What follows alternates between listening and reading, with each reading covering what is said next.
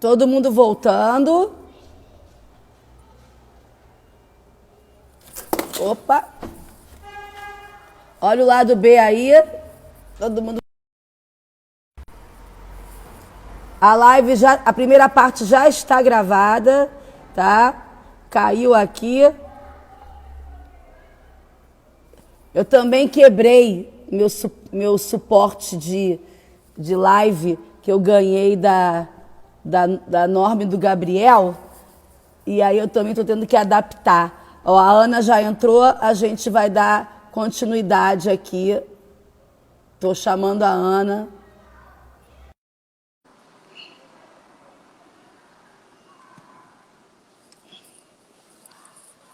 A Ana já vai conectar. Ao vivo é assim mesmo. Inclusive, para o pessoal ficar tranquilo, eu deixei já gravada, já salva, aquela. E aí continua aí na sua construção de pensamento. Cara, eu não sei o que perdeu, eu não sei não, o que não eu perdeu falei. nada. Na realidade, não você perdeu nada? Não perdeu. Onde travou? Travou na hora que você estava falando desse conceito de valores, né, que vem do jogo cooperativo para essa criança. Né? Aí foi aí que travou. Tá. Então, continua daí. Tá. Então, e aí depois, ainda voltando um pouquinho meu raciocínio ali, que essa criançada começou a melhorar, eu comecei a perceber a importância daquela criança mais velha, mais habilidosa, para aquela mais nova, tanto assim de exemplo, né? Comecei a perceber muito que a importância do exemplo. Então eu comecei a fazer muita atividade também dupla, onde eu convidava o mais habilidoso para demonstrar. E aí, quando ele acabava, todo mundo batia palma e dava risada, então aquilo ficava descontraído, não ficava assim uma obrigação de ter que fazer igual aquele cara. Não, mas as pessoas precisam de exemplos positivos, né? De coisas bacanas. E eu comecei a colocar aquele Guilherme como um exemplo, porque a Filipina dele era fantástica, entendeu? Então, ele começou a se sentir importante e as outras crianças, o que aconteceu? Eles formaram um grupo tão forte, que até hoje a gente tem um grupo que chama Samiar, né, que era do colégio, e a gente se fala sempre. E o Guilherme, até hoje, nada. Hoje ele já é formado em 2 faculdades, saindo para a 3ª faculdade. O Guilherme até hoje nada, e quando me vê, sempre conta essa história para todo mundo. e aí vai. Então aí eu comecei a perceber o quanto a gente é importante na vida das pessoas, e por isso a gente tem que estar sempre querendo se melhorar e estudar. Não ser perfeito, porque não dá, né? Não dá para ser perfeito. Mas ampliar o olhar e estar sempre observando o que realmente aquela criança precisa. Então, eu achei que depois que eu comecei a entender isso, eu comecei a perceber o quanto eles ficaram mais juntos. Então, eles marcavam boliche junto, eles tinham uma vida fora dali junto. E não era só os mais velhos, sabe? Era tudo isso junto. A Gisele fez uma pergunta assim, fala um pouco mais, que você falou da consciência, né? Você falou das estruturas do jogo cooperativo. Consciência, convivência e transcendência. Isso, a convivência, a consciência, e ela falou assim, fala mais da transcendência. Então, Gi, a transcendência é quando... A Gi da Pingo d'Água, de Minas? Aí eu não sei. É a Gisele? Se for a Gisele foi para a Austrália comigo, eu conheci ela lá na Austrália, no simpósio. A Gisele é a Lorelei do Rio de Janeiro. Você conhece a Lore? Fantástica, né? É porque as pessoas... É que no Instagram as pessoas têm outros nomes, né? E aí eu não consigo identificar todo mundo. Não, a Gisele Passeri. Tá. Oi, Gisele, tudo bem? Então, ó, vamos lá. Ela é do Rio de Janeiro. Ela é do Rio de Janeiro. Eita, eu tive no Rio, foi o ano passado? Foi. Cara, agora de ficar em casa, foi ano passado que eu tive no Rio dando um curso aí, conheci pessoas fantásticas, assim, foi demais. Ó, a transcendência, pensa que ela é uma consequência de tudo que você fez antes. Então, assim, de você trazer aquela consciência, a pessoa dela entender melhor como ela é, como ela funciona, dela ter consciência de como o outro é, as diferenças que o outro tem e como ele se relaciona. Quando eu vou para... Aí ela vem pegando tudo isso, tá, Gi? Aí vamos para a convivência, né? O que é o conviver? É o respeitar o outro de maneira que o que ele fala também tem importância. Tudo bem? Isso de uma maneira mais simples. A transcendência, ela junta tudo isso e é como eles juntos vão chegar a resultados melhores para o grupo. Então, eu preciso muito dar voz a todos. E aí eu vi aqui passou aqui, que teve uma pessoa que colocou, visão de estrutura de um futuro brilhante. Olha, fantástico essa colocação da Rosane Fabiane, é isso, né? Olha, um beijo para você, querida. Fantástica essa colocação. É de como os dois, de como todos ali juntos vão pensar no bem comum. Mas por isso que é esse princípio da interdependência, Rê. Ou seja, eu sou importante para o grupo, mas da mesma maneira que precisam de mim no grupo, eu também preciso do outro. Então, essa interdependência também é o que dá base para a pedagogia da cooperação, tá bom? É muito interessante quando você fala isso, porque... Não sei se eu expliquei, vê se ficou claro depois, tá, Rê? A Gi depois sinaliza, depois vai para o direct com você, né? Após os 7 anos, Fabrício Madureira também está aqui com a gente, né? E assim, após os 7 anos... Um beijo, Fabrício. Após os 7 anos, né, onde tem esse rompimento e vai entrando na adolescência, e a gente está vendo cada vez mais essas crianças... A Gi disse que você respondeu, ok. E a gente está vendo cada vez mais essas crianças e está vendo um mundo, cada vez todo mundo olhando mais para o seu umbigo. E a natação, após os 7 anos, também carrega... Eu fui atleta lá na década de 70 para 80, e a natação carrega também um estigma de ser um esporte solitário. Então, quando você pensa em jogo cooperativo e traz isso para a natação, né? Que contribuições, além desses valores todos, né, para tornar esse indivíduo para além da piscina, né? O que isso também transforma nesse conceito antigo de que natação é um esporte solitário. Embora ele tenha, sim, o seu momento de ser solitário, mas o quanto que também a gente pode transformar isso através desse trabalho cooperativo na piscina. Não sei se eu consegui me fazer entender. Conseguiu sim. Rê, eu acho que uma coisa que a gente precisa olhar para as nossas escolas é eu pegar essa fase aí e eu chegar, porque eu era assessora da metodologia, como o César é seu assessor, eu também fui assessora, né? E eu chegava e fazia muitas visitas, eu viajava muito, né? Porque as minhas escolas ficavam todas fora de São Paulo. E quando chegava nessa faixa etária das crianças no aperfeiçoamento, assim, no aprimoramento dos nados, eu via, às vezes, 1 ou 2 crianças na mesma aula. E aí, em cada aula, tinha poucas crianças. E eu acho que um ponto que a gente precisa reorganizar é juntar mais essas crianças. Tá? Eu acho que isso é fundamental, porque o grupo... vai fazer com que elas comecem a curtir mais, a ficar juntas mesmo, presente, de toque, e não só falar pelo celular. Então, trazer isso, reorganiza as aulas, né? Ao invés de deixar 2 crianças em um horário, depois 2 crianças no outro horário, de repente você conversa com os pais, explica a importância desse grupo, porque isso pode diminuir a evasão dessa faixa etária. Eles querem parar de nadar porque fica desinteressante, não me interessa mais só, a não ser que ele tenha algum problema de saúde, que a natação faça o quadro dele melhorar, então ele vai muito por obrigação.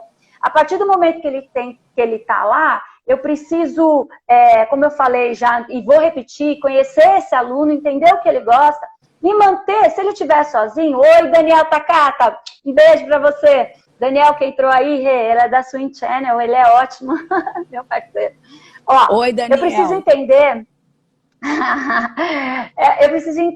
eu entendi o que ela gosta, mas dentro das características que ela tem, ela também é um ser único, né? Então, dentro disso, se ela estiver sozinha, qual vai ser a minha relação com ela, né?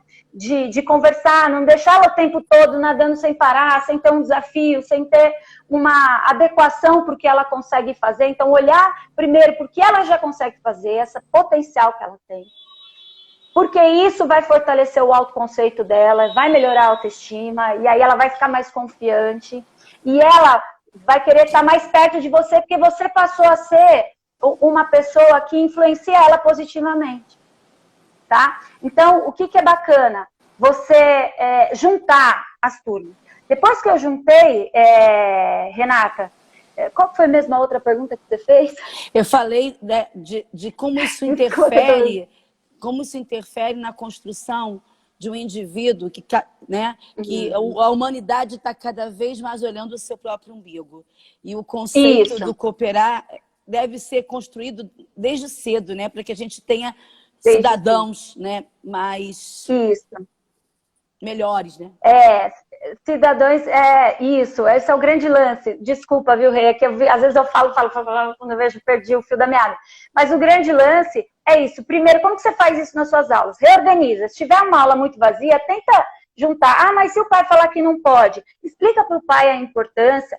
E o que é mais importante ainda, essa criança se manter ativa, né? Se manter nadando depois, quando ela for. Ela pode não ser nadadora, mas ela pode ser praticante da natação para o resto da vida, e isso vai afetar diretamente na qualidade de vida dela, da saúde dessa criança. Então, você tendo argumentos, você consegue. Então, e não desistir. Ah, mas é difícil. É difícil, gente. Difícil mas aí vai do que você precisa. E aí, os exemplos positivos. E muito olhar para você. Então, assim, se eu chego... se eu exijo que eles... Exijo não, né? Se eu eduquei para que eles se cumprimentem, que se respeitem, eu tenho que fazer a mesma coisa. Eu tenho que ser um exemplo. E não só ali na piscina, quando eles me verem fora dali. E não como uma pessoa perfeita, uma pessoa que erra muito, mas que também está ali para eles e está o tempo todo atenta a eles. Então, uma vez eu estava com o William, né? O professor William Urize de Lima, que eu adoro. Coraçãozinho para ele. Ele falou assim que quem ensina técnica tem que suar na aula. Tem que suar. E eu ficava extenuada, porque eu gosto muito de falar com a criança assim, poxa, o que está acontecendo? O pé está muito fora da água. O que é mais legal? O que será que ajuda a sair melhor do lugar? O pé fora da água ou o pé dentro da água? Então, eu vou direcionando ele para que ele comece a encontrar as alternativas e melhorar ali o nado dele. Então, não dá coisa pronta, mas levar essa criança a começar a refletir ou começar a entender como é que está o corpo dela para ela começar a se melhorar.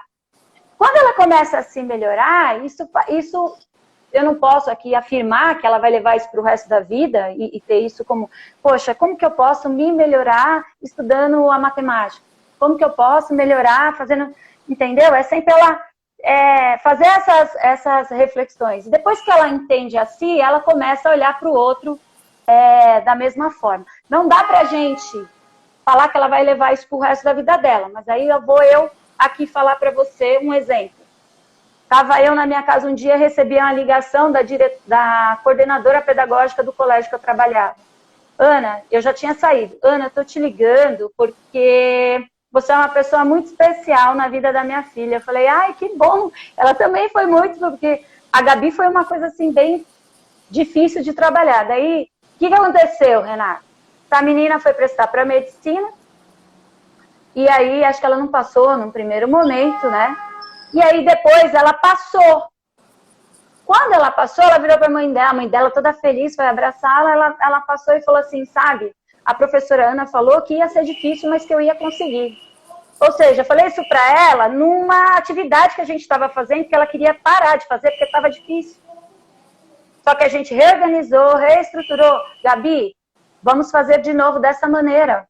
Vamos tentar de outra maneira e tentar. Então, isso ela interiorizou e isso virou uma conduta, virou um comportamento. Então, eu acho que é isso que a gente tem que fazer. É a gente fazer a nossa parte, tá bom? Dentro desse seu discurso, né, e quando eu te apresentei, uma das coisas que você está no teu currículo é que você é professora auxiliar da Tizu Sato, filha do Isso, Sato. fui, né? Foi. Uhum. E filha do Sato. Qual a influência, né, de todo esse trabalho que o Sato desenvolveu, filosófico e dentro da natação, para a construção da Ana Maria, professora de natação que trabalha com jogo cooperativo? Fora o ser humano. Fora o ser humano. Não, então, quando eu entrei na faculdade, eu nadava muito mal. Eu falo que eu era muito quadrada nadando, muito dura, muito pesada nadando. E aí a Ana Marta Limongelli, que foi a minha mentora, assim, a mulher que me mostrou a natação, porque eu sabia nadar, mas não sabia ensinar. Ela me apresentou o livro do Sato, ela só faz um trabalho sobre esse cara. Não tem muita coisa escrita sobre ele, mas vai conhecer. E eu fui. Depois que eu fiz o trabalho sobre ele, eu pedi para ser auxiliar dela, assim, de graça, deixa eu ficar aqui com você. E ela me deixou. Então, eu nadava de terça a sábado com ela. Então, a aula ela tinha toda uma estrutura muito em cima da filosofia Zen. Então, toda essa relação com a natureza, de respeito à água, muito trabalho respiratório, de percepção, né, propriocepção, de entender esse meio que você está. E principalmente de aplicar, não vou dizer força, mas pressão onde tem que aplicar, entendeu? E isso fez com que o meu nado modificasse 100%. Então, às vezes, eu estou muito tempo sem nadar, mas quando eu caio na piscina, eu posso nadar 1 hora direto. Porque eu aprendi a como controlar ali o meu respiratório, e aí eu vou embora, entendeu? Aplicar a pressão onde tem que ser aplicada e vou embora. Então, isso mostra para mim assim, peraí, vamos olhar para aquela pessoa como um todo, respeitando as dificuldades e sempre pensando que ela pode sempre melhorar. Sempre melhorar. Mesmo um adulto, né? Um adulto, ele veio nadar, não, isso daí não tem jeito. 3 chegadas disso, 4 chegadas daquilo, 5 chegadas daquilo. Mas, de repente, será que ele não melhora por conta da mecânica respiratória, que está prejudicando todo o resto do desenvolvimento do nado dele, da melhora dele? Você já conversou com ele a esse respeito? Ou simplesmente é só perna, braço, nado completo, perna, braço, nado completo? Então, é esse olhar, assim, que a gente tem que colocar em cima dos nossos alunos. E eu não estou aqui filosofando não, tá, gente? Estou falando o que eu realmente faço. Só que dá trabalho, você chega em casa esgotada, mas no final das contas é o que faz sentido na sua vida, entendeu? Você estava falando... E é o que fez para mim. Quem não conhece Sato precisa ler. Você estava falando também sobre o conceito do vencer. Né? Tá. E aí eu queria que você desse uma continuidade nesse conceito que você estava falando, da palavra vencer, que quando ela é dividida em vencer. Exatamente. Então, o jogo, né, cooperativo, ou vamos dizer assim, a atitude cooperativa, né, é você pensar assim, não é ganhar ou perder, porque quando você falou de individualidade, de individualismo, e tem 2 correntes, né, que chama de individuação e a corrente da cooperação, nesse sentido, a gente ficar próximo realmente de quem está próximo, né, e não próximo de quem está longe, né? Porque às vezes a gente está na internet, a gente está próximo de quem está longe e está longe de quem está do lado. Então é sempre olhar assim ao nosso redor e ter uma relação de interdependência, como eu falei para você. Nesse sentido, toda atividade ela tem que educar com o ganhar e com o perder. E aí ela educa para vencer, ou seja, para não só aprender ganhando ou perdendo, mas também para entender que no ganhar ela vai ter aprendizados, ou seja, ela vai começar a ser mais alguma coisa. E no perder, né, com o perder, ela também vai se reorganizar, se reestruturar e sair de lá com algum aprendizado que vai fazer ela ser melhor. Então, isso vai fazer ela ser algo, né? A base da cooperação, ela está interrelacionada, interligada com os 4 pilares da educação da Unesco, né? Então, o que são esses 4 pilares? Tem lá o aprender a conhecer, ou seja, o aprender a aprender é o quanto você estimula essa criança a ela ser curiosa e querer buscar conhecimento, construir conhecimento. O aprender a fazer, ou seja, depois que ela aprendeu a conhecer, como é que ela bota isso em prática. O aprender a conviver, né, como é que ela se relaciona com o outro, né, e consigo mesma, num grupo. E o aprender a ser. Então, quando ela passa por todas essas estruturas, ela é um ser. Ela aprendeu a ser. E o que ela vai ser, se é bom ou se é ruim, depende de todo o resto que ela fez primeiro. De tudo que ela aprende, de tudo que ela foi buscar de conhecimento, de tudo que ela escolheu para a vida, né? E aí a gente tem uma influência direta nisso, Renata, porque a gente mediou o aprendizado dela na natação. Então, a gente tem muita influência sobre essa criança, por isso a gente tem que ter cuidado com o que a gente fala, o jeito que a gente reforça. Então, normalmente, quando eu vou dar feedbacks ou quando eu vou dar interação, a interação no jogo cooperativo, ela é muito mais, assim, de questionar do que dar resposta pronta. Então, eu vou... professora, mas o que não deu certo? Aí eu volto. O que você acha que não deu certo? Onde você acha que a gente pode melhorar? E aí, eu só intervenho depois que pelo menos 2 ou 3 crianças falaram. Eu não vou falou uma coisa, eu já intervenho de novo. Não, eu jogo isso pro grupo e aí a gente vai. Mas como é que eu melhoro a técnica? Dessa maneira, da mesma forma. Olhando para ele e falando assim, olha... Como é que está a sua cabeça na hora de respirar? Ela está assim, está assado? Levando ele a se autocorrigir. E aí, tem vezes que não dá só para falar. Você precisa tirar da água. Tem vezes que você precisa entrar na água. Então, já teve casos de eu só conseguir melhorar uma criança depois que eu entrei na água, nadei como ela nadava, e aí depois nadei de uma forma que eu achava que ela deveria nadar. Eu fiz isso, não sabia se ia dar certo, se ia dar errado. Quando eu saí, eu falei, agora tenta você. Ela fez, repetiu, e depois aquilo virou o nado dela. Então a gente precisa também entender como é que aquela criança, se ela é mais visual, se ela é auditiva, se ela precisa ter mais contato físico, assim, e aí vai. Eu reflito muito, né, dentro da nossa profissão, no quanto que... Eu não estou nem falando enquanto nós professoras e formadoras de opinião, né, e de live, de curso, não. Eu sempre pensei muito naquela criança que está diante de mim, né? E na responsabilidade daquilo que eu estava ensinando, e se aquilo era coerente com a pessoa que eu estava sendo naquele momento, né? Então, aí vem a minha pergunta. Eu tenho observado muita gente com muitas teorias e muito bem colocadas, né?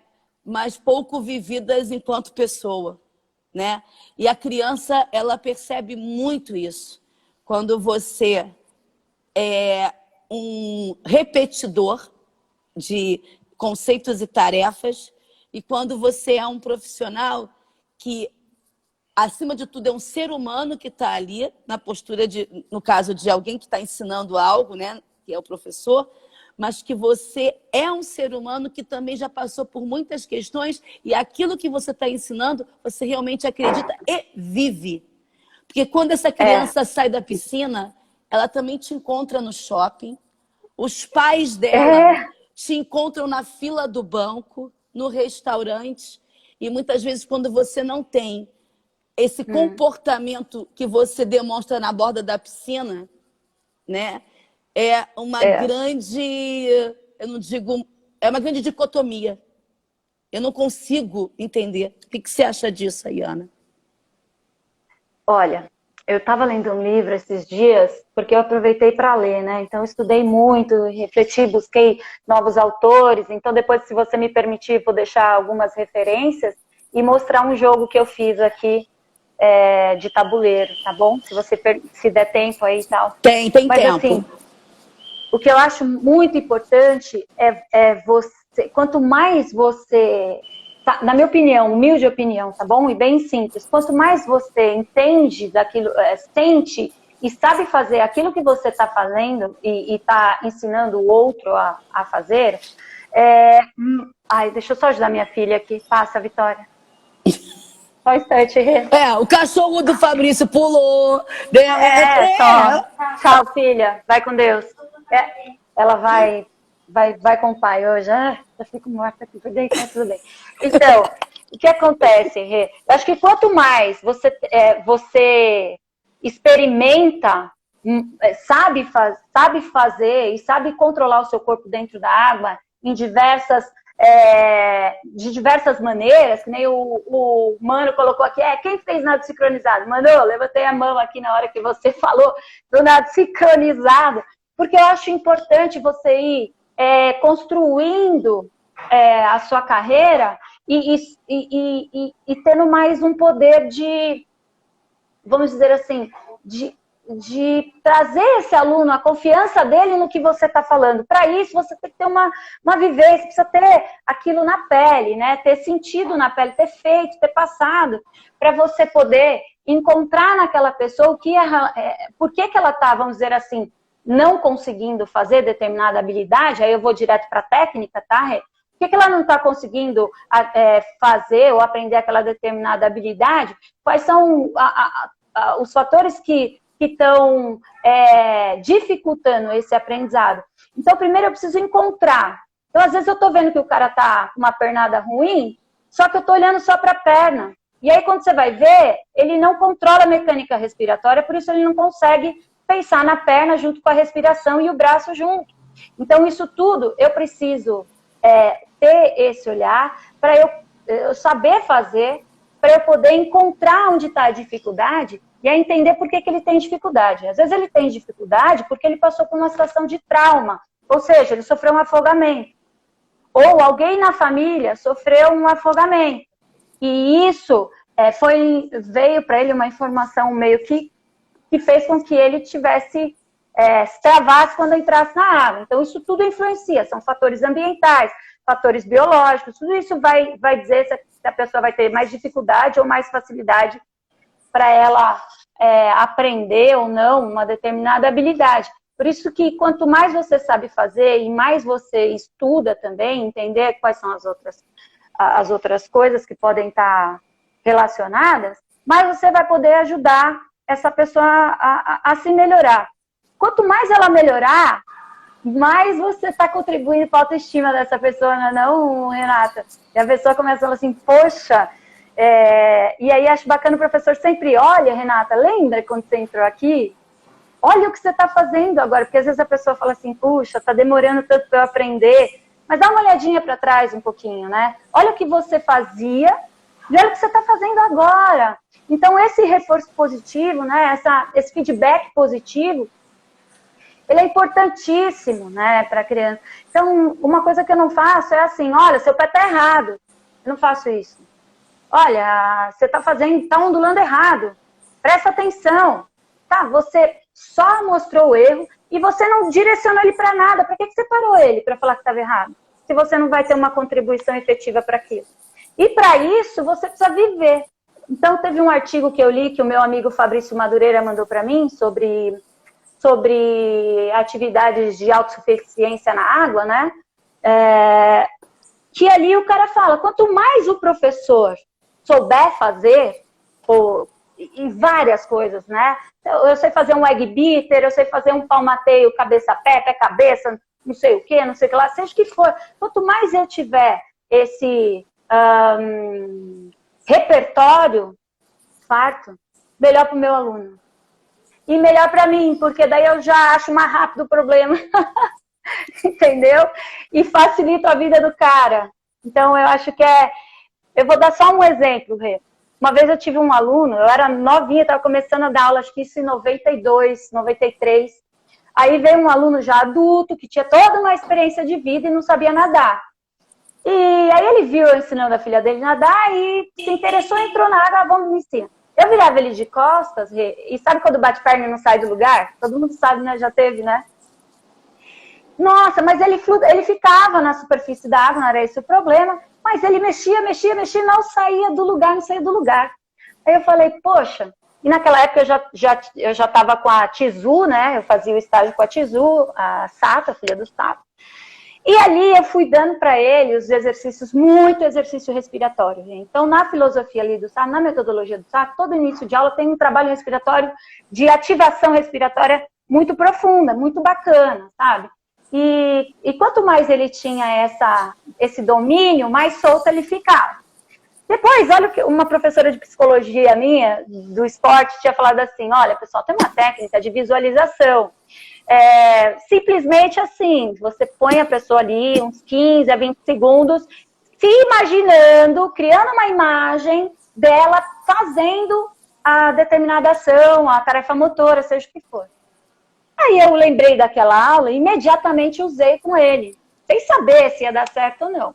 Então, todo dia ele chegava e ficava uns 15 segundos ali pensando, de olho fechado, se imaginando fazendo. Passou um mês, Renata, ele estava saindo do lugar.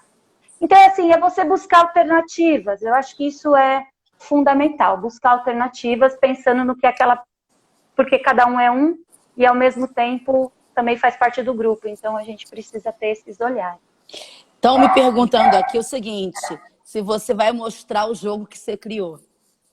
Eu vou com o maior prazer. Eu vou mostrar, sim. Eu posso dar exemplozinhos de categorias de jogo cooperativo rapidamente, pessoal? Primeiro, Renata, a Cacilda tá aí ainda? Tá. Que medo. Fala que eu... não, falo, olha que louca. Cacilda, um beijo para você. Depois eu vou falar como é que eu conheci você. Acho que ela nem sabe. Então é o seguinte, pessoal. São 4 categorias, basicamente, no jogo cooperativo, tá bom? Então, o jogo cooperativo, ele tem o jogo que é o jogo sem perdedor, que a gente chama. E aí eu vou dar um exemplo desse jogo sem perdedor. Me perguntaram assim, dá para trabalhar com 3 a 6 anos? Dá para trabalhar a cooperação, sim, com 3 a 6 anos. Aliás, a partir dos 3 anos ali, trabalhar muito com os valores da... lógico, eles vão ter um pouco de dificuldade no começo, né? Mas vai trabalhando a empatia, né? A solidariedade, o altruísmo, né? A generosidade, já começa ali, tá bom? Mas vamos lá, eu fiz um joguinho aqui que eu anotei, tá? Aqui de madrugada, tá aqui na minha frente para vocês, que é o jogo sem perdedor, tá bom? Então, o jogo sem perdedor, como ele diz, todo mundo ganha, tudo bem? Então, lembra daquela dança da cadeira? Todo mundo sabe da dança da cadeira. Então, eu tiro uma cadeira e eles vão ter que disputar. A criança que não conseguiu uma cadeira, ela sai. Então, isso é um jogo competitivo. Tudo bem? Muito bem. Quando eu levo isso para a cooperação e quando eu levo isso para a água, imagina que eu tenho ali 6 crianças, tá bom? Porque nos lugares que eu trabalhei, a gente dava aula para 10, né? Então, é assim, complicado. Se a tua piscina não tiver pé, junta duas plataformas para que elas tenham o pé no chão, tudo bem? 2 ou 3 plataformas. Pega 6 arcos Ou 6 bambolês, poxa, é super barato aquele bambolê que flutua, tá bom? E põe os 6 arcos ali. Então a gente fez uma espécie de roda, uma criança em cada arco, ok? Ou eu canto uma musiquinha, ou eu boto um som, e elas vão trabalhar a troca respiratória. Não sei se tem gente que fala assim, se tem gente que fala diferente, mas vamos lá, na nomenclatura que eu uso a troca respiratória. Então, durante a música, ela tem que mergulhar, abaixar, soltar a bolinha, subir no outro arco, pegar a bolinha, abaixar, e elas vão andando assim em círculos, passando por dentro dos arcos, ok? Muito bem, a hora que a música parar, eu vou tirar um arco e vou juntar os outros. Ao invés de eu tirar uma criança, essa criança que eu tirei o arco, ela vai ter que entrar dentro do arco de uma outra criança. E aí, simplesmente, você vai deixar para ver quem oferece o arco para ela ou quem ela escolhe para entrar. Entendeu? E se quem ela escolheu não deixou, e aí você vai mediando, né? Se alguém por acaso não deixar, fala assim, não, mas deixa, vai ser bacana, vocês dois juntos no mesmo arco, olha que bacana. E aí elas vão fazer o processo junto. E assim eu vou tirando, Rê. Até que ao final do jogo vai sobrar só 2 bambolês e elas têm que se encaixar dentro desses bambolês. Então, provavelmente vou ficar 3 em cada bambolê, tá bom? Então, aí o jogo acabou, parabéns. E elas é que vão se adequando. Isso é um jogo sem perdedor, que a meta é todo mundo ganhar, ou seja, todo mundo entrar no arco e ficar dentro do arco junto. E o objetivo era o respiratório. Era a habilidade respiratória da natação. Então, esse é um jogo aí. Aí, tem uma outra categoria, são categorias. Então, sem perdedores é uma categoria. Aí, a categoria de resultado coletivo, ou seja, todo mundo, o objetivo é o mesmo resultado, é um resultado comum, ok? Então, eu fiz ali um revezamento contra o cronômetro. Ou seja, vou determinar um tempo, eles estão vamos supor que eu estou com 8 crianças, aí eu pus 2 times, 4 de um lado, numa borda, 4 na outra borda, ok? Esse aqui é um time, esse aqui é outro time. Só que os 2 times têm que fazer com que o tempo dos 2 times seja mais baixo do que, vamos supor, 2 minutos, tá bom? Tá ok? Então eu comecei o jogo. Esse aqui vai, esse aqui vem, esse aqui vai, cada um vai fazer o seu melhor dentro do time e para os 2 times. Quando acaba, se eles conseguiram ficar abaixo de 2 minutos, os 2 times ganharam. Isso é um resultado coletivo. Tudo bem? Tudo bem. Aí vocês vão falando, tá, pessoal? E aí tem outras formas. O mais importante é que... mas não é também o jogo sem perdedor? Mas ali você colocou uma meta diferente. Tá bom? É ficar abaixo do tempo. O outro jogo é o jogo de inversão. Esse é um jogo mais complicadinho, mas assim, o que acontece? Eu faço 2 equipes, vamos pensar um polozinho, tá bom? Aqui eu fiz o rouba-bandeira. Sabe o rouba-bandeira? Já brincaram de rouba-bandeira? Muito aqui bem, mas pensa... Aqui no Rio de Janeiro é pique-bandeira. Ou bandeirinha. Pique-bandeira, bandeirinha, né? Aqui em São Paulo era rouba-bandeira. Mas vamos lá. Qual que é a diferença desse? Eu vou colocar um cesto com 4 bolas de um lado, 4 ou 5 bolas, depende aí do que você tiver de bola, e do outro lado também, tá bom? Pode ser bola pequena, pode ser qualquer bola. Aquelas bolinhas coloridas que você tem bastante. Quanto mais bolas você puder botar, melhor. Eu vou dividir em 2 equipes, ok?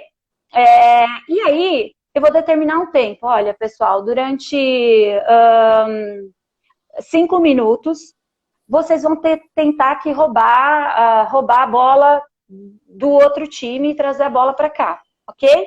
Ótimo. Mas tem uma regra. Se o time da Renata, a Renata já pegou 2 bolas aqui do meu, e esse time aqui do meu não conseguiu ainda pegar nenhuma bola, além a Renata, o ponto fica, os pontos que a Renata trouxe para mim ficam, as bolas no meu time, só que a Renata vai para o outro time. E isso no meio do jogo, entendeu? Eu não vou parar o jogo. Então eu já explico a regra antes Então tá lá, Renata foi, roubou uma, eu não percebi, eu não consegui roubar nenhuma. A Renata foi, roubou outra, eu também ainda não consegui. Nesse momento, a Renata já passa, o professor já fala, Renata, outro time. Ela já vai pro outro time, entendeu? Então, ela pode começar agora a ajudar esse time a roubar as bolas. Tudo bem? Então, a ideia é que o resultado se equilibre, se chegue o mais próximo possível de um empate de número de bolas roubadas assim em cada equipe. Isso vale. Mas você só pode deixar o jogador inverter ali o campo, trocar de campo, se a diferença for acima de 2 ou 3 pontinhos assim dentro do jogo, tá bom? Então, isso é inversão. Tem uma inversão completa que, além de trocar de campo, a pontuação também vai para a equipe que está com menos pontos. Só que esse é um tipo de jogo que não faz sucesso com a molecada mais velha. Já fizeram pesquisa, o Terry Orley, que mostra ali uma pesquisa que ele fez, ele falou assim, esse tipo aqui, no começo eles tiveram um pouco mais de dificuldade para entender, mas depois de muito, muito... Só uma muito pausa. tempo, Explica para o pessoal Desculpa. quem é Terry. Terry Orley, que ele é leitura obrigatória para quem quer começar a aprender sobre jogo cooperativo, atitude cooperativa, pedagogia cooperativa, tá? Esse livro aqui, alguns já têm, outros não, chama Vencendo a Competição.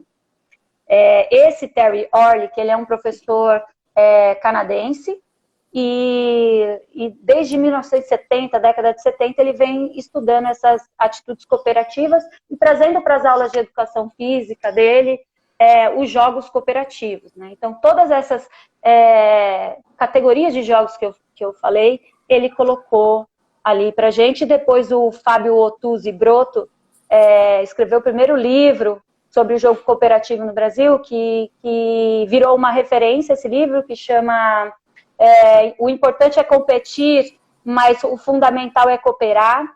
Então, é um livro hoje que também eu recomendo que vocês leiam. Tem alguns outros livros que eu tenho aqui, depois eu posso falar. Sabe o que a gente pode combinar? Depois você manda para mim foto de cada livro, como o Fabrício fez do livro dele ontem, e eu boto, Legal. E eu boto no stories também para o pessoal. Manda sim, com o maior prazer. Mas vai falando das referências aí. Então, o Terry Orley, que assim, ele no livro dele, ele dá várias referências de outras pessoas, porque tem dados e artigos de 1950, tá? Já de pensar no jogo cooperativo, mas ele é uma referência aí que eu acho que é necessário começar por ele, tá bom? Então, vamos lá. Já dei 2 categorias, tá, Rê? Agora eu vou para a categoria... Peraí, eu já dei da inversão total. Da inversão total, isso. Então, tem o jogo de inversão. Dentro desse de inversão, ou eu inverto o jogador que está goleando mais, ou eu inverto a pontuação. Ou eu inverto tudo, o jogador e a pontuação. Tá bom? E aí não tem muito sucesso, né? Não tem muito sucesso com a molecada mais velha. Porque daí eles já está mais enraizado que ele tem que tirar nota muito alta na escola, que ele tem que ser melhor ali para ele poder ter os melhores cargos e tal, e esse desenvolvimento para a competição, né? Essa linha de desenvolvimento humano para a competição, para a individuação, está um pouquinho mais enraizada, depende muito da cultura da família também, né? E do que ele vive ali, experimenta no dia a dia. E aí a gente vai para o jogo semi-cooperativo, que eu já dei um exemplo lá no começo, que é onde ele alia a cooperação com a competição. Então, quando eu tenho 2 equipes, o importante é que eles se organizem dentro da equipe e que eu alterne as lideranças. Então, se num jogo a liderança foi a Renatinha, no próximo jogo a liderança é a Ana, no próximo... Todos eles têm muito para contribuir para poder ser líder. Então, a gente tem que estimular isso dentro deles. E isso é muito bacana de se fazer. Então, o jogo semi-cooperativo, eu dei um exemplo aqui para vocês, daquele de revezamento da abraçada. Então, eu tenho que cooperar com a minha equipe para eu conseguir, para a gente chegar assim, ao bem comum para todo mundo. Para isso, eu tenho que dar o meu melhor, a Renata tem que fazer o melhor dela, e a gente achar onde a gente errou para poder diminuir esse tempo. tá bom? Então, eu acho que dos jogos, voltando, só para resumir, Rê, então é o jogo cooperativo, que é o sem perdedores, ok? O jogo de resultado coletivo, o jogo de inversão e o jogo semi-cooperativo. Dentro dessas categorias, existem vários tipos de jogos, tudo bem?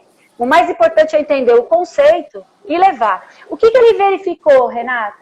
Que as crianças de 5 anos para baixo, 6 anos para baixo, tanto faz se o jogo é cooperativo ou competitivo, elas querem jogar.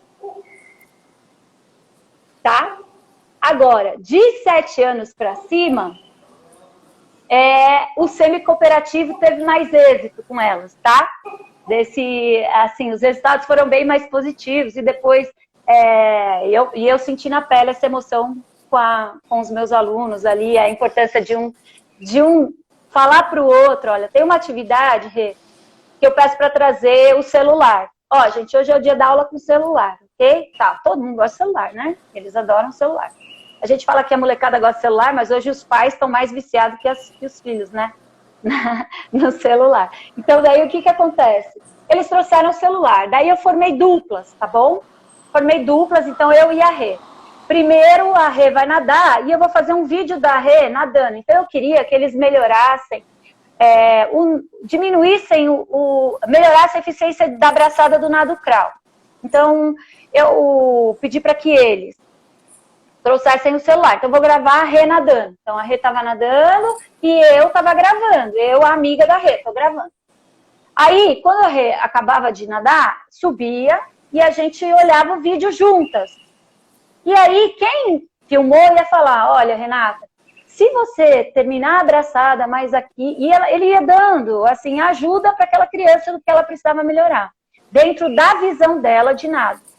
E depois, trocava. Eu aqui ia filmar a Renata e tal. E aí, no final, eu reuni todo mundo, faz a roda, e aí a gente vai discutir sobre a atividade. Aí, Ana, isso perde tempo de aula? Não perde, não, tá bom? Perde se você não otimizar e dar uma dinâmica para a sua aula. Não pode dar um jogo rápido e ficar parando toda hora. Então, as coisas têm que ter um início com as regras e as definições, depois um meio para discutir e um final para melhorar, para entender se aquela situação que eu construí, aquela situação problema que eu construí, eles chegaram a algum resultado que foi melhor para todo mundo, tá bom? Então também tem essa forma aí de trabalhar e de estimular a solidariedade aí no outro, né? De olhar para o outro, poder ajudar ele, tá bom? A Norma, nossa amiga credenciada, Norma Yacovi, colocou assim, que só completando o que você disse, ela escreveu assim, que a cooperação, ela vai amadurecendo o conceito de acordo com a idade da criança. Então, e você coloca isso muito bem, porque assim, nas próprias categorias de jogos cooperativos, tem uma elaboração de complementos que vão tendo níveis mais altos de compreensão, não só cognitivas, mas emocionais, sociais, que isso traz, né? E o bacana, pegando que a Norminha, beijo pra Norminha, coisa mais linda, a Norma, o que acontece nas crianças menores, como elas vão começando a perceber aquela informação que você está dando para ela? Assim, por exemplo, olha, Renata, aquele exemplo que eu dei, cuida do bichinho da Ana, tudo bem. Aí, quando eu volto com a outra criança que você estava, com a Ana, né, que você estava cuidando do bichinho, assim, olha, muito obrigada, agradece a sua amiga que ela cuidou do seu bichinho para você. E aí você vai fazendo dessa maneira, ela vivendo, né, o que você quer que ela aprenda, né? Então, por isso que é o aprender fazendo junto, né? Esse reforço tem que estar bem aqui. E quando ela chegar, ou se ela, por exemplo, viu, né? Olha, a tia Renata esqueceu o chinelo, e ela levar o chinelo para você, muito obrigada, você foi muito gentil. Então, essas atitudes, por isso que eu falei que a atitude ela tem que ser do começo ao final da aula. Bom, Ana, a gente está chegando. a gente está chegando Sim. na Mostra parte aqui. final, todo mundo, ó. Aham. Mas assim, Nem tô vendo, nem olho, porque senão eu não consigo pensar. é, assim, eu queria muito agradecer, porque eu sou fã do seu trabalho com jogos e assim, eu recebo na ponta do processo, né? Tudo isso que você faz dentro da MGB, né? E que nos ajuda, porque a gente recebe o conteúdo, mas recebe um plus a mais de como colocar, né, Sugestões. as sugestões, porque até foi uma pergunta feita aqui dentro da aula, e você traz isso, e eu sei que isso é construído com você nessa equipe toda. Eu vou parafrasear duas pessoas que eu admiro muito. Uma é a Cacilda, que você fala assim, coisa mais linda, né? A Cacilda diz assim, que lindeza. A Cacilda fala assim, que lindeza. E Ela assim, fala assim. que lindeza. Então, assim, é uma lindeza quando você vai falando, né? E quando você vai compartilhando com a gente. E a outra pessoa que eu vou aqui citar diz uma frase que realmente eu creio nela, que é a Sandra Amador, a Sandra Rossi, que nós amamos tanto. Sandrinha Ross. A Sandrinha, que ela diz assim, a gente também ensina a nadar. Também. Porque são tantas outras coisas. E nessa live de hoje, quando você traz o jogo, o conceito de jogo, e traz o jogo cooperativo, você está mostrando exatamente para a gente ferramentas para que a gente possa pensar cada vez mais nessa natação do século XXI.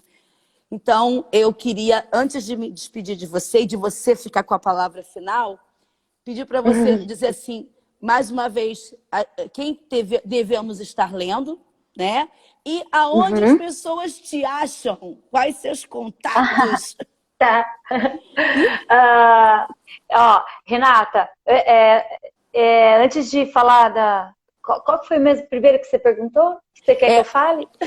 Quem a gente não pode deixar de ler, né? Quais são as referências? Quem a gente não pode deixar de ler. E também vou mostrar o jogo que eu fiz. Pode? Deve. Então vamos lá. Primeiro, quem a gente não pode deixar de ler, ok? Quando eu comecei a procurar sobre jogo, e eu não tenho mestrado, eu não tenho nada disso, mas eu sou muito estudiosa. Então, eu gosto muito de estudar teorias pedagógicas, tá bom? Eu gosto muito de estudar pedagogia. Nesse lance pedagógico, assim, eu gosto muito de Vygotsky, né? Onde ele diz que você aprende para se desenvolver, né?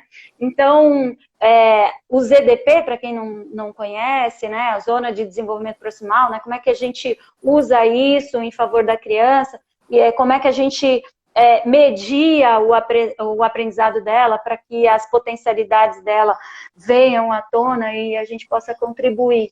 Então, vai ler Vygotsky, vai ler Piaget, Vallon, M. Pickle, tudo que você puder, antroposofia também. Eu fui entendendo primeiro como é que a criança aprende e tudo mais. A aprendizagem motora, eu acho que todo cara da nossa área tem que ler sobre a aprendizagem motora. E aí, nessas de procurar livros, eu vou deixar 2 aqui como referência, que é o do Celso Antunes, que ele fala sobre jogo, ele é um pedagogo, tá? O jogo e a educação infantil, mas olha, aqui não é jogo esportivo, tudo bem? São jogos mais cognitivos, mas é muito bacana, porque ele dá exemplos, assim, do que é ouvir e escutar, o dizer e falar, e o ver e o enxergar, tá bom? Então é muito bacana esse livro, leiam. Como diria o Fabrício, não vou falar muito sobre ele, vai lá e leia, se aprofunde, faça aquele aprofundamento vertical. O jogo e a brincadeira, olha, na educação infantil, e aqui ela faz uma coletânea de vários autores, inclusive tem Piaget e Vygotsky aqui, o que eles falam sobre o jogo, tá bom? E mais um bocado de pedagogos aqui importantes. No que tange aí a cooperação, nossa, fui bem, né? A gente tem o Terry Orlick, que eu acho que esse aqui é fundamental, ler primeiro esse. Eu leria primeiro esse, tá bom? E tem, amor, cadê o outro livro? Calma, tá aqui. Ó, calma, fica... Gente, ela vai tirar foto e eu vou postar as fotos de todos esses livros, tá? Porque fica uma ansiedade. Vai lá. E tá finalizando a live. Vai. Isso, vou rapidinho. Esse aqui, ó, Jogos Cooperativos, do Fábio Tuzzi, tá? Ele tem alguns outros livros, então eu indicaria aquele primeiro, o importante é competir e o fundamental é cooperar, e tem esse que é o jogo e o esporte como exercício de convivência, tá bom? Então, são livros aí que eu indicaria. Indico. Aí eu vou mostrar aqui um jogo que eu fiz para prevenção de afogamentos, qual que é o objetivo? É testar para ver se ele realmente contribui para a melhoria da competência aquática, ou seja, o que a criança entende sobre risco, tá? Lógico, para criança acima de 7 anos esse jogo, ok? Como que ela consegue analisar o risco, se ela consegue, o que ela entende sobre risco, o quanto ela respeita de sinalização de segurança e do que ela consegue ou não fazer, e as habilidades de autossuficiência na água, tá bom? Então, isso é o que vai ampliar a competência dela com relação à prevenção de afogamento. Então, eu fiz aqui, ó, não sei se dá pra ver, eu risquei, tá bom? Dá pra ver, Rê? Dá. É um tabuleirozão, grandão, peguei 2 folhas de sulfite, uni. Nas casinhas dele, tem algumas perguntas que eu faço. Então, olha assim, você chegou num rio. Qual a primeira coisa que você faz? Tira o chinelo e mergulha ou faz o reconhecimento da área junto com o adulto? Então, sabe coisinhas assim, tá? Isso eu tô jogando bem simples, tá bom? Você vai para uma piscina que você não conhece, você primeiro pergunta para o guarda-vidas onde é o melhor lugar para nadar, ou você mergulha de cabeça? Se a criança acerta, ela anda 2 casas. Se ela não acerta, ela fica no lugar. Só que detalhe, todas as outras crianças podem ajudá-la a responder. Tudo bem? E o jogo só acaba quando todo mundo chegar no centro do jogo. E aí, quem chegar primeiro, ele pode ajudar os outros a responder, não tem o menor problema. E aí tem as cartas de desafios, e quando ele cai na casa ali, retire uma carta, na carta desafio vem escrito assim,